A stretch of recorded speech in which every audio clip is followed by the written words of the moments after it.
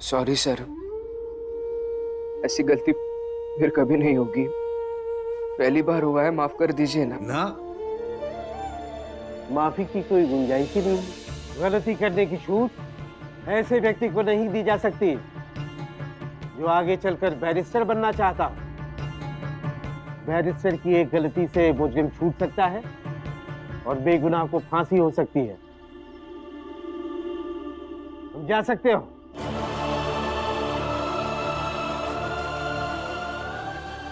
तुम गए नहीं अब तक, जाओ यहां से, जाओ।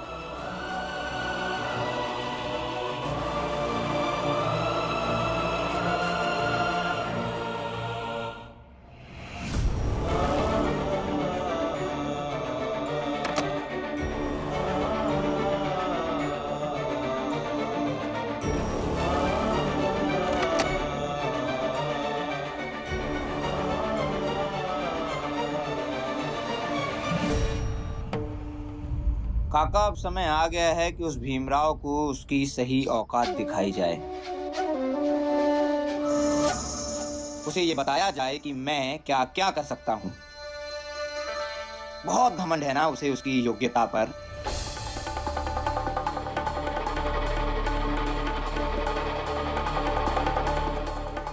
जी, आप लोगों ने मुझे यहाँ बुलाया, क्यों? और आप लोग हैं कौन?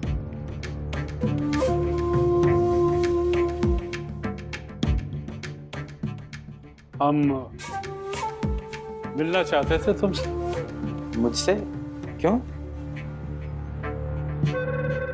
मेरा नाम रेशम सेठ है,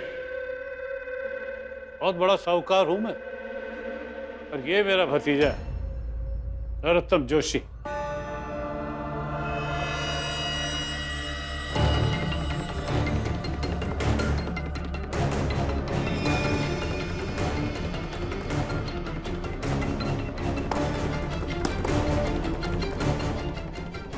ले लो, तुम्हें इसकी जरूरत है।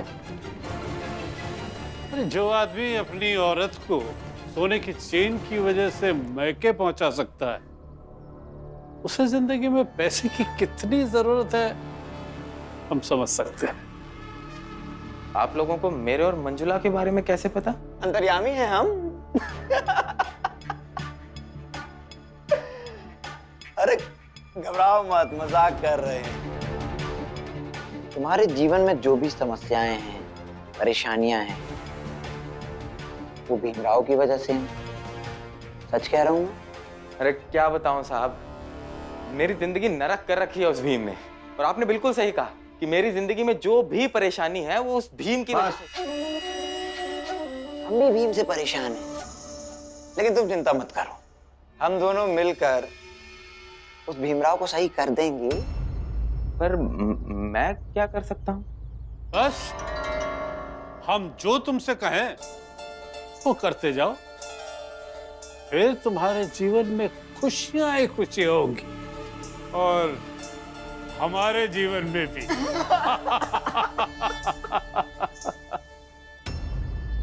क्या? ऐसे कैसे नौकरी से निकाल दिया? मैं अभी जाके बात करती हूँ उनसे। रुको, फिर से उनसे उलझने जा रही हो? उनका ऑफिस है, उनकी मर्जी है, किसे काम पर रखना है नहीं रखना है वो तय करेंगे।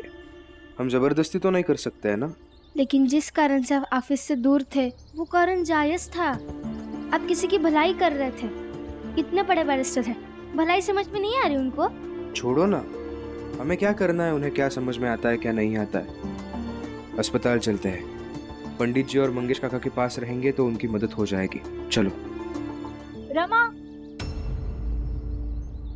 लक्ष्मी की तबीयत खराब है, मेरे साथ घर चलो। भीम को जाने दो उनके पास। चलो। अब जाइए, मैं जाती हूँ। अरे जोको, जोको, कहाँ है जोको? मेरे कपड़े क्यों नहीं आए अब तक? जोको। देखिए, गुस्सा मत होइए, दरअसल बात ही कुछ ऐसी हुई थी, इसलिए थोड़ी देरी हो गई। ऐसी क्या बात हो गई? मुझे काम पे जाना है, मुझे कपड़े नहीं मिले अब तक। मुझे गुस्सा तो अपनी पत्नी पे आ रहा है जिसने इन लोगों को सर पे चढ़ा के रखा है। अरे आपके घर में कम से कम आपकी पत्नी तो है वो। अरे इसका तो पति ही भाग गया है। अब कौन आपके घर से कपड़ा लाएगा और कौन कपड़ा पहुंचाएगा? वो मुझे कुछ नहीं पता। मेरे कपड़े क्यों नहीं मिले अब तक? माफ कीजिए भैया, आपका कपड़ा नहीं धुल पाया। रुकिए,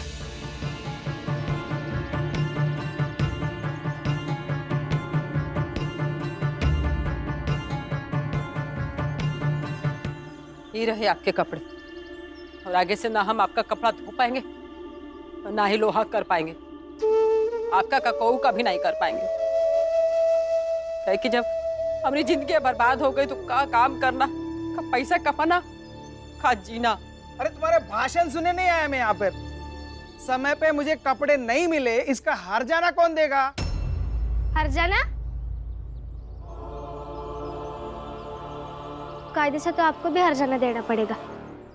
पढ़े लिखे लग रहे हैं आप। आपके कपड़े देखकर लग रहा है कि आप बहुत पैसे वाले हैं। फिर थोड़ी सी दया अपने दिल में क्यों नहीं रख लेते? फिर आपके बड़प्पन के आगे लोगों के सर झुक जाया करेंगे। लेकिन आप ऐसा ना करके सिर्फ चोट लगने वाली बात कर रहे हैं। किसी की परेशानी, उसका दर्द नहीं समझ में आ रहा आपको? अब आप ही बताइए, किसी के दिल को ठेस पहुंचाने के लिए आपको हर्जाना देना चाहिए या नहीं? ए लड़की, ज्यादा ज्ञान मत दे। अरे दिन रात लात और भूसे खाने वाले ये लोग, इनको भी ठेस पहुंचती है क्या? ये मत भूलो, हमारी दया से पलते हो तुम लोग। अगर हम ऊंची जात वाले तुम छोटी जात वालों को काम देना बंद कर देना, तब समझ में आएगा।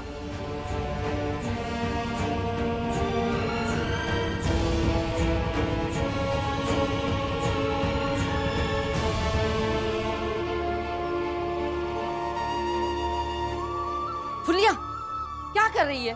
ऐसे तो कहू न कहू अपना कपड़ा मांगे आवत रही और फिर सबके पता चल जाए कि हमारा पति हमका छोड़ के भाग गया है। इससे अच्छा सबका कपड़ा हम खुद ही जाके वापस कर दें। अब ना कोई कपड़ा धुली ना लोहा हुई। काकी, अंदर चलो। आई, बंद हो गवा काम, कुछ ना हुई। अरे ये फुलिया, मुसीबत आती है तो इंसान जीना नहीं छोड़ता है, और ऐसे काम धंधा छोड़ देगी तो कैसे जिएगी? हौसला रख फुलिया। क्या करें हम? कसम खाए रहे पूरा जिंदगी अपना साथ नहीं पाएंगे। झूठ था, सब झूठ था। हमको धोखा देके चले गए। हमसे नहीं सब बेइज्जती नहीं सहन हुई। हम काम ही ना कर बे, हम कुछ ना करके हम जात। आई, ज्यादा बड़ी हो गई हो, ज्यादा समझने लगा है तुम्हें।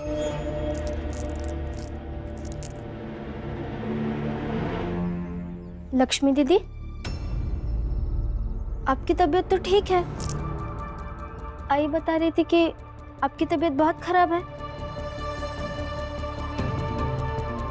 रमा, तुम्हारे भाई बहन तो अच्छी गोटियां खेलते हैं। जाओ तुम लोग बाहर जाके खेलो। ठीक है दीदी, जाओ।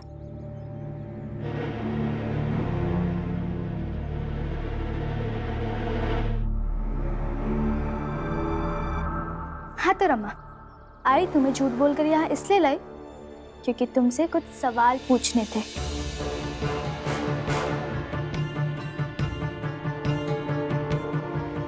कैसे सवाल? पूछिए। इस घर की बड़ी बहू मैं हूँ या तुम हो रमा?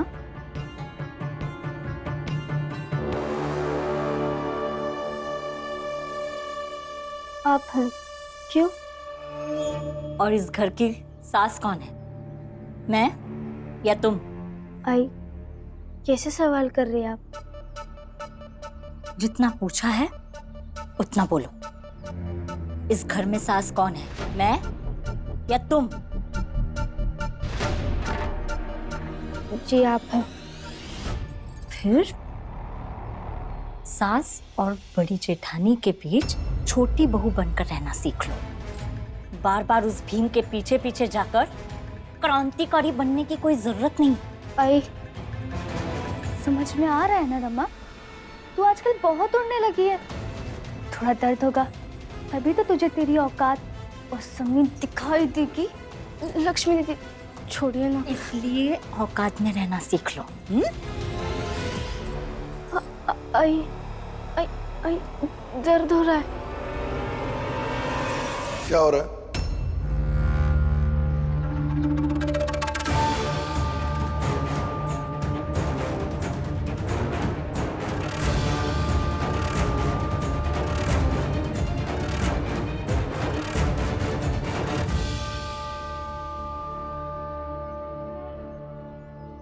जीजा भाई क्या हो रहा है?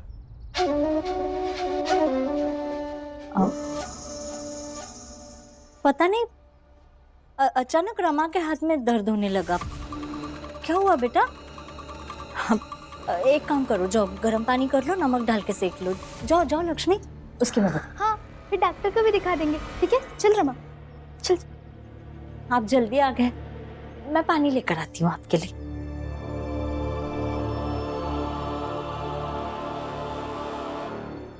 डॉक्टर ने कहा है 1-2 दिन में सब ठीक हो जाएगा। भीम, तुम्हारा बहुत बहुत धन्यवाद। पंडित जी आप हाथ मत जोड़िए। सातारा में हम इतने दिन साथ रहे, आपके लिए इतना करने का मौका मिला, ये मेरा सौभाग्य है। देखा गांव वालों, ये भीमराव और इसके परिवार वाले महाराज के खिलाफ साजिशों पर साजिशें रच रहे हैं। भीमराव, हमारे मामलों में टांग अड़ाना बंद करो। हमारी भावनाओं से खिलवाड़ करने के लिए तुम्हें दंड दिया जाएगा। भीम, किस मिट्टी के बने हो तुम? मैंने सातारा में तुम्हारे साथ इतने बुरे बुरे कर्म किए, इतना बुरा बुरा किया, तो तुम फिर भी हमारी मदद करके अपना सौभाग्य मानते हो। अगर तुम्हारे साथ मैंने अच्छा किया होता तब तुम क्या करते? ये सब छोड़िए, ये बताइए कि बंबई में आप रहेंगे कहाँ? भीम, पैसे थे तो पास में एक जगह मिल गई थी और घर से बिस्तर लाए थे तो उसे बिछा के आराम से सो जाते थे। और अब पैसे खत्म हो गए तो किसी चौराहे या स्टेशन पे सो जाएंगे। नहीं नहीं नहीं, ऐसा मत कीजिए। आप मेरे साथ चलिए और हमारे घर रहिए। नहीं, मैं यहीं ठीक हूँ। बस बेटी ठीक हो जाए तो हम चले जाएंगे। पंडित जी, पंडित जी,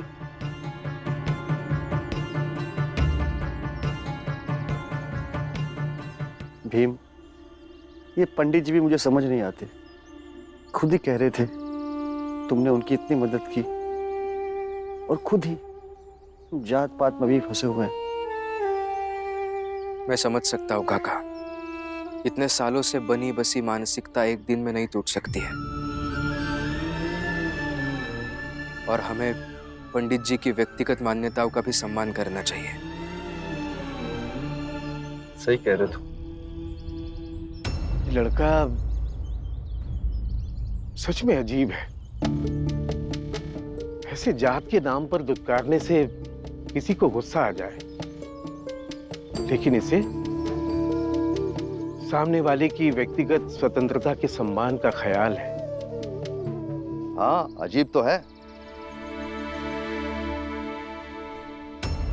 और इस अजीब लड़के का नाम भीमराव है। गुरुजी, आप? प्रणाम। प्रणाम। आप यहाँ? हाँ, बस भीमराव को ढूंढते हुए यहाँ आ गया। आप इसे जानते हैं क्या? बहुत अच्छी तरह से जानता हूँ। जैसे तुम मेरे शिष्य हो ना, वैसे ही ये भी मेरा शिष्य है। रुको, मिलवाता हूँ। भीमराव, जरा इधर आओ। गुरुजी, काका मैं आता हूँ। हाँ। गुरुजी प्रणाम।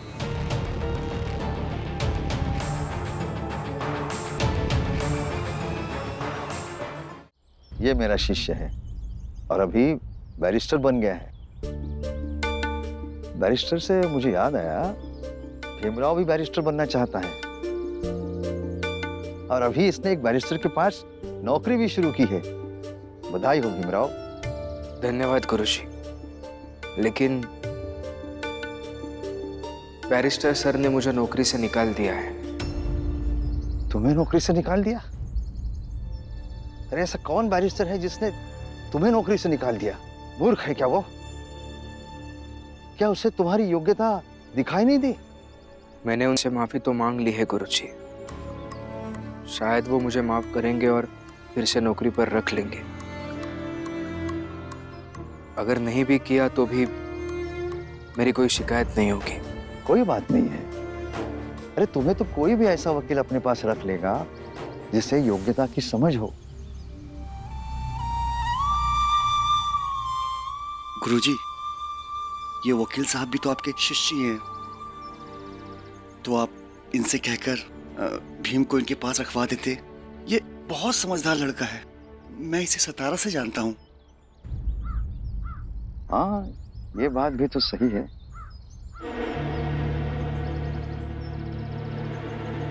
गुरुजी क्षमा करें, मुझे एक जरूरी काम याद आ गया, मैं चलता हूँ।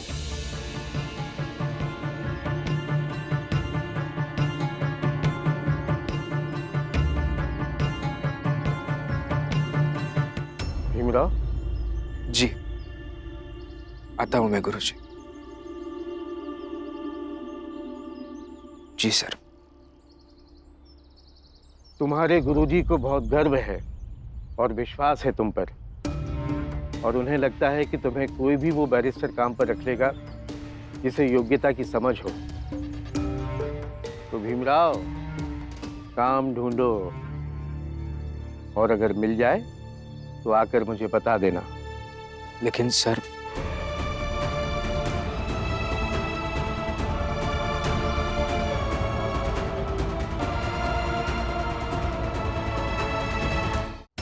ऐसे ही कर्जा कम नहीं हम।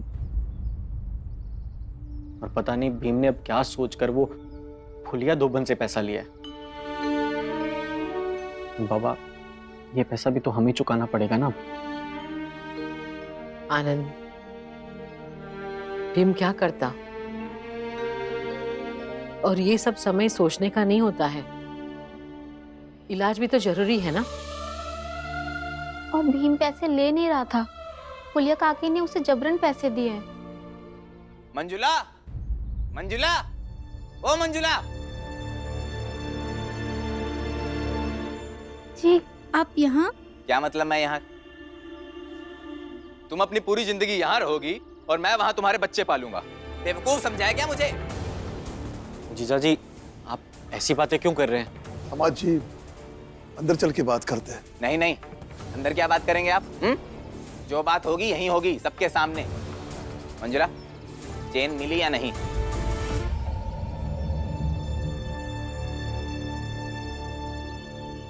चेन मिली या नहीं? अभी नहीं मिली, लेकिन कुछ ही दिनों में ले आएंगे हम छुड़ाकर वापस। कितने दिन में? समय बताइए। एक सप्ताह का समय दे दीजिए, आपकी चेन आपको मिल जाएगी। 1 सप्ताह?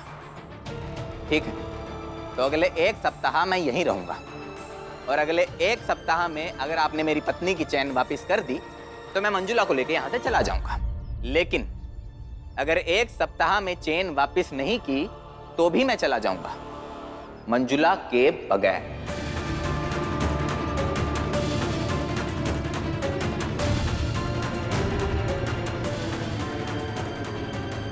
और आप मंजुला को हमेशा के लिए यहीं रख लीजिएगा।